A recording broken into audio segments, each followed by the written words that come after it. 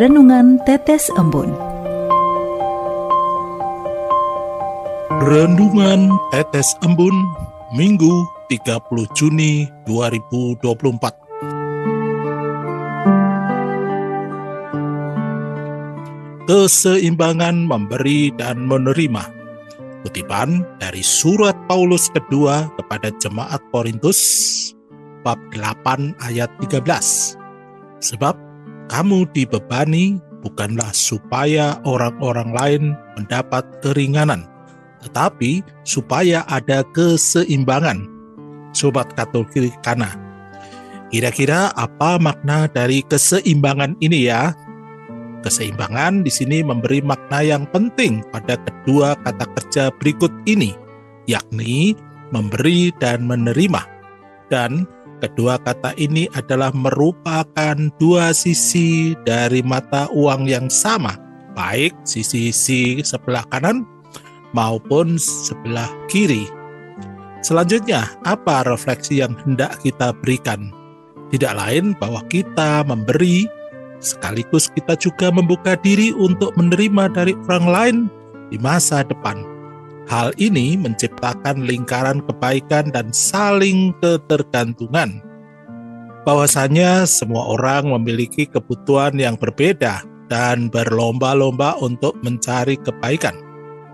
Maka di tengah hal tersebut, memberi bukan tempat tentang meringankan beban orang lain, tetapi tentang mencapai kesetaraan. Kita harus memberi dengan proporsional, sesuai dengan kemampuan dan berkat yang kita terima. Tuhan akan mencukupkan kebutuhan kita, baik ketika kita memberi maupun ketika kita menerima. Ayat ini sedang meneropong pribadi kita masing-masing untuk mengetahui apakah kita menjalankan prinsip keadilan dan keseimbangan dalam memberi. Rasul Paulus mengingatkan jemaat di Korintus bahwa mereka tidak memberi untuk meringankan beban orang lain, melainkan untuk mencapai keseimbangan. Sobat Katolikana, pesan Tuhan hari ini adalah mengajarkan kita untuk menerapkan prinsip ini dalam hidup kita. Kita diajak untuk mau dan sanggup memberikan dengan sukacita dan kerelaan untuk melakukan beberapa hal penting berikut ini. 1. Berikan dengan didasari oleh kasih dan kemurahan hati, bukan karena paksaan atau rasa bersalah. 2. Berikan secara proporsional. Berikanlah sesuai dengan kemampuan dan berkat yang kamu terima. 3. Berikan dengan bijaksana. Pertimbangkan kebutuhan orang lain dan bagaimana pemberianmu dapat memberikan dampak yang maksimal. 4. Berikan dengan konsisten. Jadikan memberi sebagai bagian dari gaya hidupmu, bukan hanya tindakan sesekali saja. Dengan demikian, kita semua perlu waspada dan senantiasa ingat bahwa memberi bukan hanya tentang membantu orang lain, tetapi juga tentang membangun komunitas yang lebih adil dan penuh kasih. Selanjutnya, ketika kita memberi dengan prinsip keseimbangan, kita menjadi saluran berkat bagi orang lain dan memuliakan Tuhan. Maka percayalah pada janji Tuhan bahwa sekali lagi memberi dengan prinsip keseimbangan bukan hanya bermanfaat bagi orang lain, tetapi juga bagi diri kita sendiri. Ketika kita memberi, kita belajar untuk bersyukur atas berkat yang kita terima.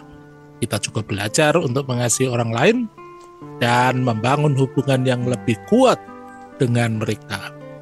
Jadi, apakah kita semua masih merasa terbebani ketika memberi kepada orang lain? Atau merasa terbebani jika menerima kebaikan orang lain? Mari kita berjuang memenangkan pergulatan iman dengan tetap memberi secara sukacita. Dahulukan memberi daripada menerima. Marilah berdoa. Dalam nama Bapa dan Putra dan Roh Kudus. Amin. Tuhan, ajarkan kami kerelaan untuk memberi dan menerima dengan sukacita. Kuatkanlah kami untuk dapat menjadi sarana membantu mereka yang membutuhkan dan membangun komunitas yang lebih adil dan penuh kasih. Demi Kristus, Sang Juru Selamat, dahulu, sekarang, dan sepanjang masa. Amin. Dalam nama Bapa dan Putra dan Roh Kudus. Amin.